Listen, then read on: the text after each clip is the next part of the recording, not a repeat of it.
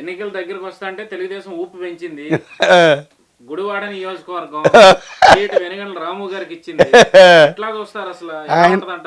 ఆయన ఎటు తిరిగి గెలుస్తాడు వెనుగండ్ల రాము గారు. ఆయన ఎన్ఆర్ఐ అనుకుంటా, ఆయన గెలుస్తాడు గ్యారంటీను. ఇప్పుడు ఇంకో విషయం ఏంటంటే తెలుగుదేశానికి మొత్తం స్టేట్ మొత్తం 13 జిల్లాలు అనుకూలంగా ఉందండి. కొత్త కార్యకర్తలు వచ్చేవాళ్ళు ఉన్నారు, ఇంకా కొత్త ఎమ్మెల్యేలు అవ్వబోయేవాళ్ళు, అయ్యేవాళ్ళు, గెలిచేవాళ్ళు, వాళ్ళందరూ వచ్చేవాళ్ళు ఉన్నారు. ఈ సీట్ల సర్దుబాటులో చంద్రబాబు ఏదన్నా కొంచెం అంటే మరీ అందరికి అడిగిన వాళ్ళకి సీట్ ఇవ్వలేడుగా. ఇప్పుడు మా అశోక్ బాబు ఉన్నాడు బందలాచేరు అవనిగడ్డ, ఈ ఎమ్మెల్సీ ఇదే ఇప్పుడు ఎమ్మెల్సీ అనుకుంటా పరచూరు అశోక్ బాబు, అటువరకు అదేంటి ఎంప్లాయీస్ యూనియన్ ఆయన. మరి ఆయన ఎమ్మెల్సీలో ఉంటాడే సీట్ అడుగుతాడు, ఎమ్మెల్యే సీట్ తెలీదు.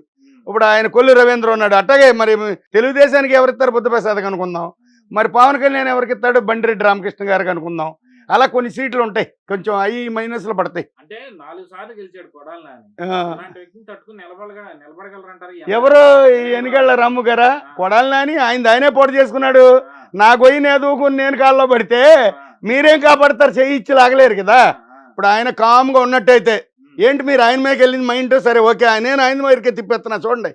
ఆయన చక్కగా భువనేశ్వరం ఏనేశ్వరం తిట్టుకోకుండా చంద్రబాబుని మా బావ, భువనేశ్వరమ్మనే మా అక్క, ఎన్టీఆర్ మా బాబాయ్ అంటే ఏదన్నా ముక్క మూమెంట్గా చూసేవాడిని, ఆలోచించేవాడిని. లేదు అతను తిట్టిన తిట్లకి ఫస్ట్ రాష్ట్రంలో ఓడిపోయేది అతని అందరూ నిర్ణయం చేశారు.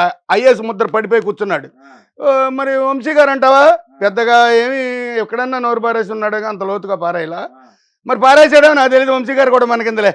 ఇప్పుడు మాట్లాడాల్సింది ఏంటంటే స్టేట్లో అసలు పక్కాగా ప్రతి న్యూస్కి నాకు 3 మంది చెబుతున్నారు, 3 మంది న్యూస్లు మాట్లాడుతున్నారు నాతో.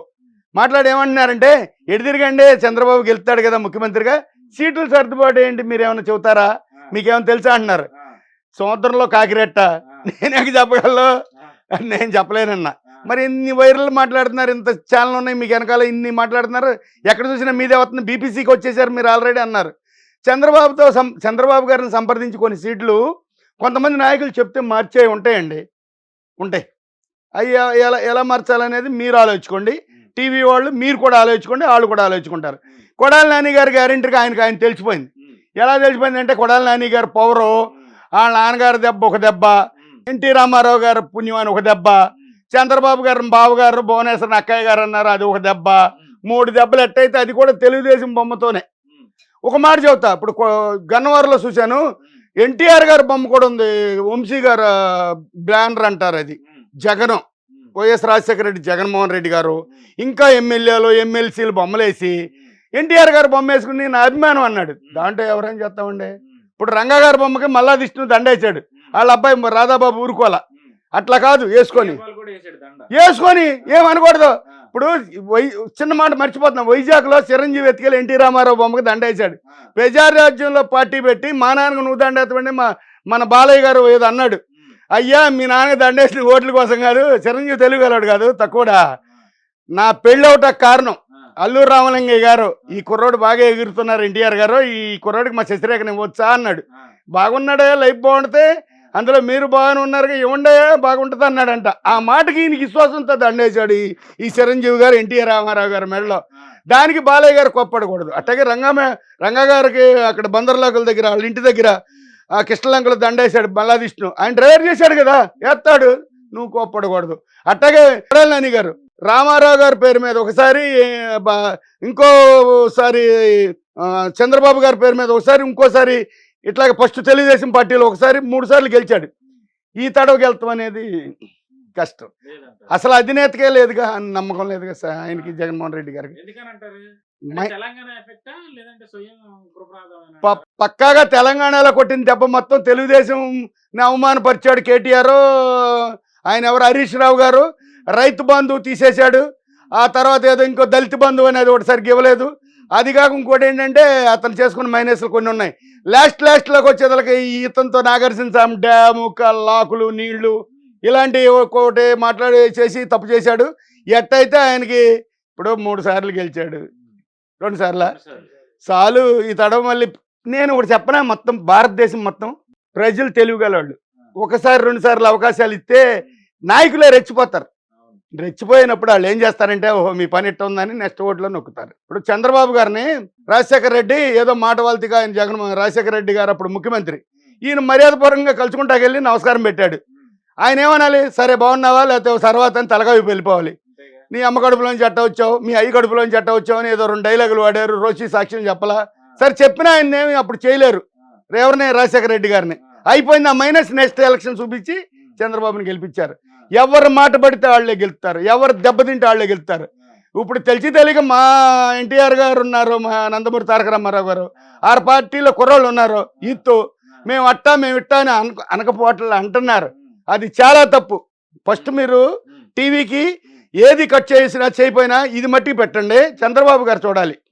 పార్టీలో తెలుగుదేశం కార్యకర్తలు గెలవబోయేవాళ్ళు, గెలిచేవాళ్ళు, వచ్చేవాళ్ళు, రాబోయేవాళ్ళు, ఈ ఒక్క మాట మట్టికి చంద్రబాబు గారికి నేను హెచ్చరిస్తున్నా.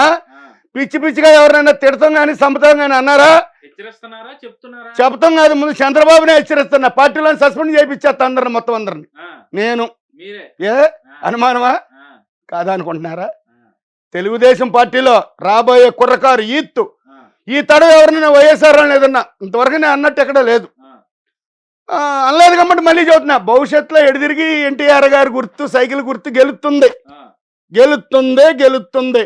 ఈ మూమెంట్లో కుర్రోళ్ళు మీలాంటి వాళ్ళు ఎవరైనా పార్టీ అభిమానం మీద వాళ్ళు అక్కడ రాయలసీమలో కొట్టారు, ఇక్కడ పల్నాడులో కొట్టారు, అక్కడ తూర్పు శ్రీకాకుళంలో కొట్టారు, లేకపోతే దువ్వాడ శ్రీనివాస్ గారు తిట్టాడు అనే పిచ్చి పిచ్చి మాటలు వీళ్ళు మాట్లాడితే వాళ్ళనే రేపొద్దున చంద్రబాబు గారు చెప్పి సస్పెండ్ చేయించేస్తా గ్యారెంటీగా.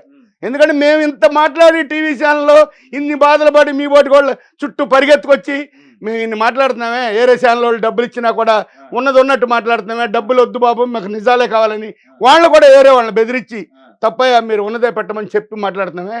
మరి మా ఆశాభావం ఏమైపోద్ది, మా మనస్సాక్షి ఏమైపోద్ది? కనుక ముందుగా చంద్రబాబు గారికే పంపిస్తున్నా ఈ న్యూస్.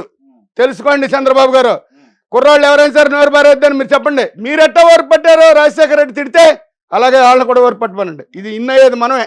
రామారావు గారు ఆత్మ చెబుతుంది మీరు గెలుస్తారు. కనుక ఇలాంటి లూజు మాటలు ఎక్కడ వద్దని చెప్పండి. నెక్స్ట్ ఇంకోటి ఏంటంటే ఇప్పుడు వరదలో నిన్న మొన్న అక్కడ ఏడ్చేస్తున్నారు, దండం పెట్టేస్తున్నారు. ఎవరో కాకినాడ చుట్టుపక్కల మనకు చూపించింది. మరి ఆ తల్లి వాళ్ళు మనోళ్ళే, వాళ్ళు పోతే మనకు నవ్వుకునేది ఏమీ లేదు. 77 టైపులో 1977 నవంబర్ 18 వచ్చింది దిగుతాలోకి. ఆ టైపులో దివిసేమ మేము దాంట్లో కొట్టుకున్నాంలే కోటూరులో, పోతన కృష్ణమూర్తి గారు సినిమాల్లో మా పెద్దమ్మ గారేలే ఆ మిల్లో నీళ్ళలో కొట్టుకునే. మా పెదనాన్న ఆవులకి ఎడ్డుకి తాళ్ళు కోసేయమన్నాడు, కోసేసా. అప్పుడు నిక్కర్లు వేసేవాడిని. అప్పుడు మళ్ళీ గుర్తు చూపించింది కాదు, మనకు తప్పింది వాళ్ళకి వెళ్ళింది. ఎవరైనా ప్రజలే ఉసూరుమంటున్నారు. ఇప్పుడు వెళ్ళి వీళ్ళంతా అది కవర్ చేస్తారో లేదో, వాళ్ళు రాత్రికే ఏడిచేస్తున్నారు. తెల్లారి న్యూస్ల్లో చూసా, TV9, ఈటీవీ, మీది, ఇంకా మా టీవీ అన్నీ చూసేస్తే ఏమని చెబుతున్నారంటే తింటాకి తిండి లేదు, కాలకుచ్చాలు తీర్చుకుంటాక లేవు, ఉంటాకి ఇల్లు లేదు, ఇల్లు పడిపోయినాయి. మా గతి ఏంటి దేవుడా, మేము తెలిసో తెలియక ఒకసారి అన్నావు, ఒకసారి అయిపోయింది, నెక్స్ట్ నీకు లేదని వాళ్ళు చెబుతున్నారు. ఏది టీవీ ఛానల్లో వైరల్గా అవుతూ ఉన్నాయి. అలాంటి జగన్మోహన్ రెడ్డి ఏం చేస్తాడండి? వరదలు వచ్చిందా దానికి జగన్మోహన్ రెడ్డి ఏం చేస్తాడు? ఆయన తప్పే ఉంది, వరద వచ్చిందని ప్రకృతి వైమల్యం ఆదుకోవాలి వెళ్ళి. నేను చెప్పేదేంటి, నన్ను కన్విన్స్ చేస్తున్నారు సార్. ఆయన వెళ్ళి ఆదుకోవాలి, కింద నడవాలి, హెలికాప్టర్ మీద కాదు, నీళ్లలో వెళ్ళి ప్యాంట్ లేపుకుని ఏంటి మీకు అన్ని అందినయా, భోజనం మంచి చెడు అని అడిగితే అప్పుడు సానుభూతి ఉంటుంది. నువ్వు ఇక్కడ వాళ్ళు అక్కడ ఏం చేస్తాడంటే ముఖ్యమంత్రి ఏం చేస్తాడు? ఆయనక్క మా డబ్బులతో నువ్వు జీతం తీసుకుంటున్నావు. రాష్ట్రపతి కూడా అంతేననుకుంటా, ప్రధాని కూడా అంతేగా. మరి ఎవరు సేవ చేస్తాకి వెళ్ళారంటే అక్కడికి అడగరా? ఇదే అడుగుతున్నారు వాళ్ళు కూడా. ఇక అడిగితే అడగమని, అడగపోతే అడగమాను. ఇప్పుడు ఎర్రమనాయుడు ఉన్నాడు, ఆయన మడం తిప్పలేదు. తెలుగుదేశంలో ఒకే పార్టీ ఒకే నినాదం. మరి వాళ్ళ పిల్లలు ఉన్నారు, రామ్మోహన్ నాయుడు ఢిల్లీ పార్లమెంట్లో మాట్లాడుతుంటే ఒక లేడీ ఎంపీ కూడా చూసిద్ది ఆయన ఇంగ్లీష్ మాట్లాడుతుంటే. చెడుగా కాదు, ఆయన మాటలను బట్టి. మటగా రేపు పొద్దున అచ్చెన్నాయుడికి ఏమన్నా ముఖ్యమంత్రి ఇస్తారేమో బీసీలకి కదా. మరి అంతవరకు వాళ్ళు తెచ్చుకున్నారంటే వాళ్ళు గొప్పే కదా. అలాగే నాయకులందరూ కరెక్ట్గా పనిచేసి తెలుగుదేశాన్ని ఎన్టీఆర్ గారి గుర్తుని బతికించుకుందామని ఈ ఆలోచనతో ఎవరిని ఏమనొద్దన్న. ఇప్పుడు దీన్ని కోపం తెచ్చుకోమాకండి, కట్ చేయమాకండి. ఈ మాట రంగా గారిని చంపారు. ఎవరు చంపారు? కాంగ్రెస్ వాళ్ళే. మొదట అస్తాలన్నీ వాళ్ళయే, పేర్లతో సహా చెబుతాను. నేను చేయలేరు. నేను బుచ్చికోట అనుసరిని, మా ఊరే బుచ్చికోటది. నేను సింగల్ ఏక నిరంజన్ పోతే నేను పోయినా 4 ఓట్లు తెలుగుదేశానికి వస్తాయి. మా సుందరయ్య గారు లేడుగా, ఇక మరి నా ఓట్లు నా తరపు నుండి సానుభూతి ఓట్లు ఎన్టీ రామారావు గారికి వేయాలిగా. అందుకని ధైర్యం చేసి చెప్తున్నాను, రంగా గారిని చంపి ఎన్టీ రామారావు గవర్నమెంట్ మేము బురదేశారు. కర్మగాలి అప్పుడు కోడెల శివప్రసాద్ హోమ్ మినిస్టరు, అతని పాత్ర ఉందనేది కొంచెం అనుమానం తప్ప కేంద్ర మడ్రో పి శివశంకర్